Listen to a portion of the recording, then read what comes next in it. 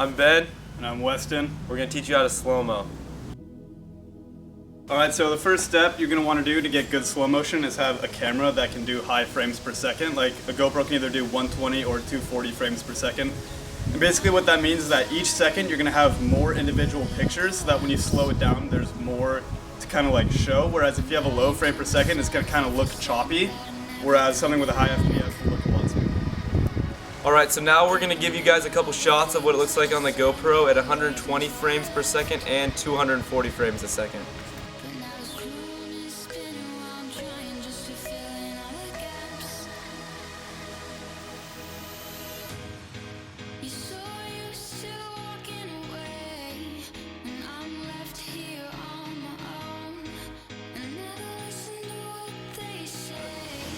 So now for these videos we're going to be using a camera with a lower frame rate to give you guys a contrast and show you what it likes to be choppy versus what it looks like to be super smooth.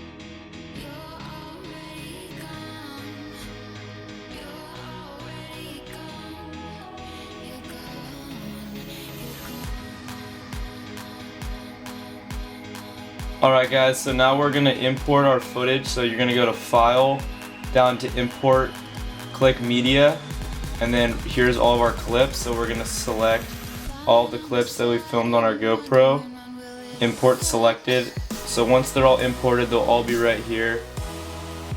So what we're going to do is we'll take our first one, we're going to select right before like the first drop goes, and we'll cut from right there. And we'll take a little bit of that, throw that into your timeline, click OK. Make sure when your video is highlighted in yellow, that means it's selected.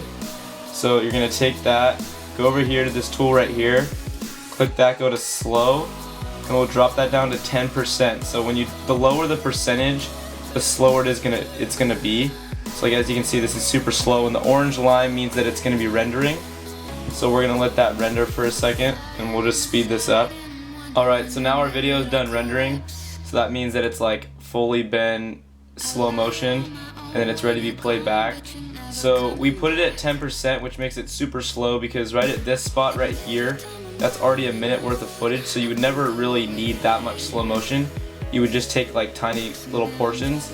So we'll play that from like right about here so you can see what the 10% slow-mo looks like.